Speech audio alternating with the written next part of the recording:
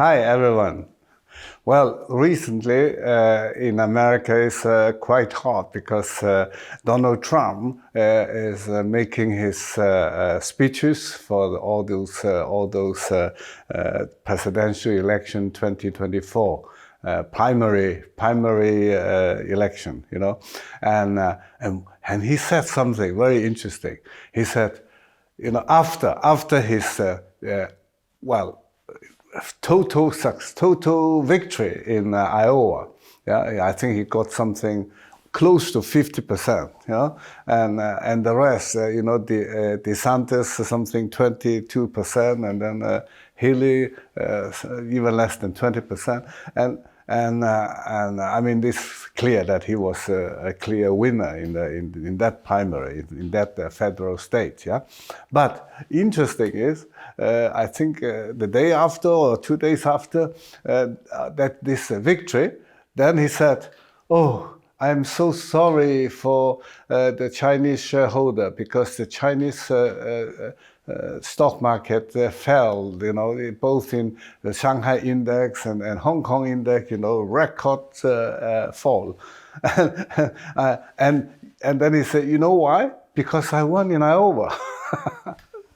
Well, he's a great entertainer, but maybe who knows? Because even the best science cannot explain all the behavior of a stock market. You know, why shares go up, why shares go down is really more art and a science. Yeah, but fact is, both the Shanghai stock market and the Hong Kong stock market fell.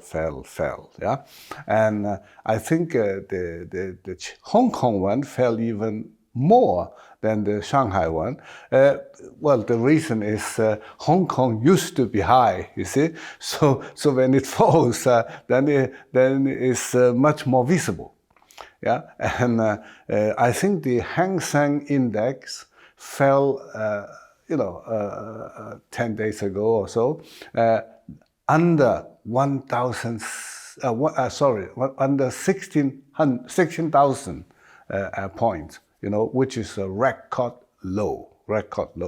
I think it is now lower than for 26 years ago when Hong Kong was still a British colony. So this is very interesting. Yeah?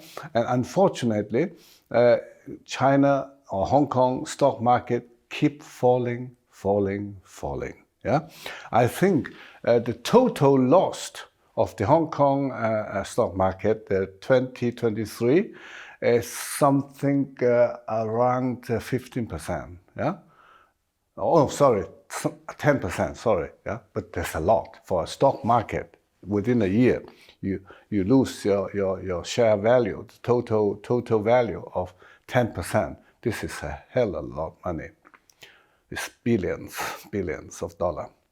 And the Shanghai stock market is, compared to Hong Kong, has fallen only 5%, but that's also a lot.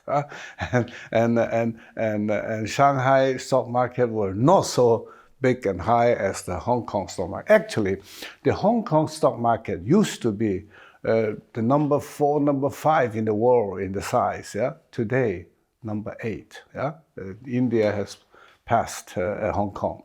So, and this is really a sad story. Yeah, but on the other hand, it's very important to look at stock market, particularly those big change. I mean, I don't care so much about a certain company is going up, its share going up, going down. But when the whole stock market going up or going down, that shows a lot about what people think the future will be for this area, for this market.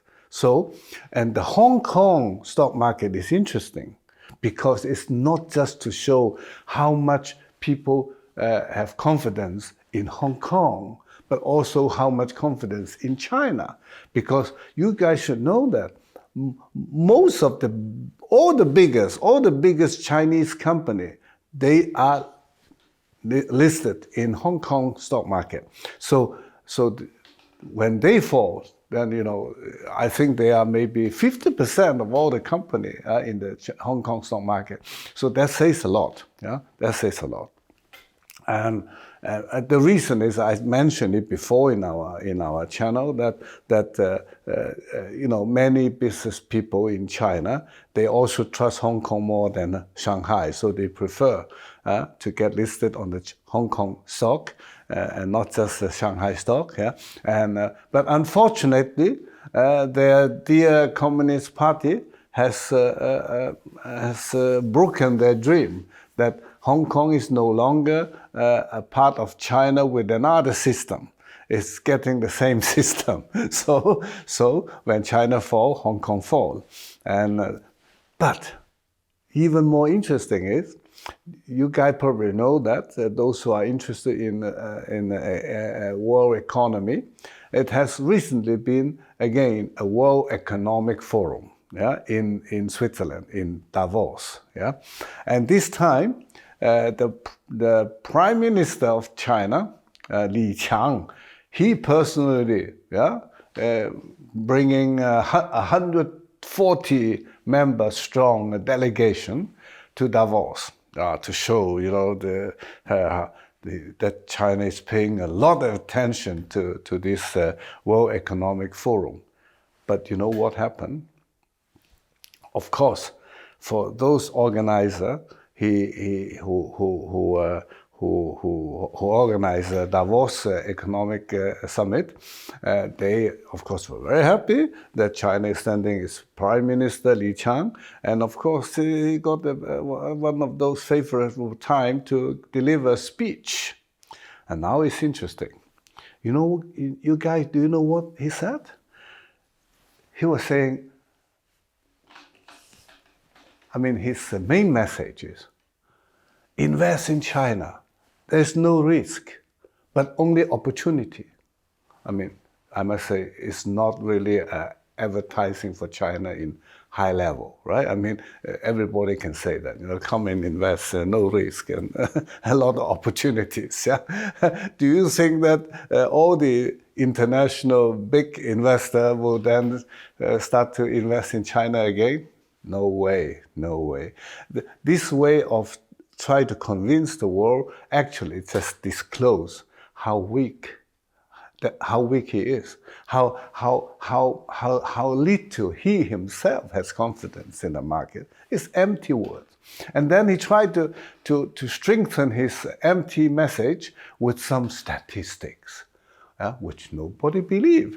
You know what? He said, I tell you, the GDP of China last year in 2023, was, now you guys should understand, the official statistic has not been published yet. So Prime Minister Li Qiang is going to tell you advanced information. And then he say, last year, the Chinese GDP was 5.2%. Hey, there was no enthusiastic reaction among all the audience. All the CEO and big investor from the whole world. Everything from BlackRock to Morgan Stanley, JP Stanley, you just name it. All these big boys, in investment banking. No enthusiasm, because nobody believes. I don't believe. The GDP, how can it be a growth of 5.2% when the consumption is down with 20%? Yeah? People are not buying in China. All the Chinese people are afraid of the future, so they are not buying. So the consumption is down. Yeah, investment, we all know, I told you guys before, new investment from foreign country, the so-called foreign direct investment, FDI,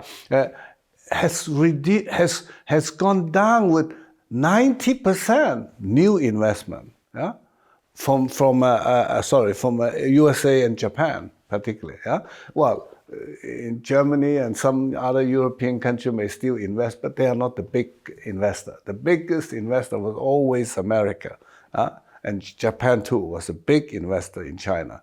And they come with only 10% new investment compared to previous years. So, and the total investment is just down and down. Also, domestic investment is down because all the Chinese companies, they also don't feel comfortable about the future of China and Chinese economy. And actually, they are more uncomfortable with the future of the Chinese politics. The Chinese government is now shaky, very shaky. Yeah, and the stock market index is down, and in Hong Kong the same thing, down. And unemployment is record high. Yeah, 21% among young people. The official figure, the real figure, people say 47%. Almost every second young man, young woman do not get a job. So, and then the prime minister could sit in Davos in front of all the leader of world economics and finance and lie that it growth 5.2%. My goodness. By the way, you guys should understand that GDP growth, even if it was growth, it doesn't say everything. Because what is GDP? Every transaction, every economic action result in a raise of GDP. That's GDP, you know. So even the growth of GDP doesn't say a lot, doesn't say everything about how healthy the economy is. Yeah, I remember Professor Zhang Qingxi, a Taiwanese professor, told me once, you know, there's a joke. Two professors in economy was having a walk together. And then suddenly, one professor said, well, hey, my friend, if you manage to, you know, eat up that cow shit, yeah, I give you $1 million. So that guy took it and ate it, and he got 1 million. Then he said, well, I do the same. If you dare to do that, I also give you 1 million. Oh, so the other professor did it also and got a... And then afterward, the two professors will say, hey, we have contributed to 2 million GDP growth. Which is true. So GDP growth doesn't say everything. So the problem is Chinese GDP hasn't even grown. It's impossible when consumption was down, but unemployment up, and investment down, import-export down. It's not down by 1%, 2%, but 20%, 30%, 50% down. So how can you have a 5.2 GDP? So anyway, so today we have heard two big boys in the world arena, Donald Trump, one Iowa, and then Chinese stock market dive, and Prime Minister of China say 5.2, and nobody believe it. Nobody got enthusiastic to invest in China. That's our world today. Thank you for listening. Ladies and gentlemen, and dear friends, I have an announcement, and that is I have decided to move our channel from YouTube to a new platform called Ganjing World. Ganjing in Chinese means clean and pure. The reason is, you know, I have been using YouTube to communicate with you, but in the past 3 years or so, YouTube has tried to demonetize our channel. So by cutting the number of view hours, you know that you need to come up to something like 4,000 view hours in order to be qualified for monetizing. And they always cut it, so we never come up to that level. And so this is one reason. And you know, for me, it's a kind of censorship. And another reason is that Ganjing World, although it's a new platform, but it's a clean platform. They promise no censorship whatsoever, and also, of course, keep clean by no pornography, no violence, and other dirty stuff in that platform, and I like it. So we have been actually posting on that channel too, or that platform too. But in the near future, I will stop publishing my episode here in YouTube and just move to Ganting World. So check the link to Ganting World under, and just click on it, and you will then go to Ganting World and my channel again. So see you in Ganting World.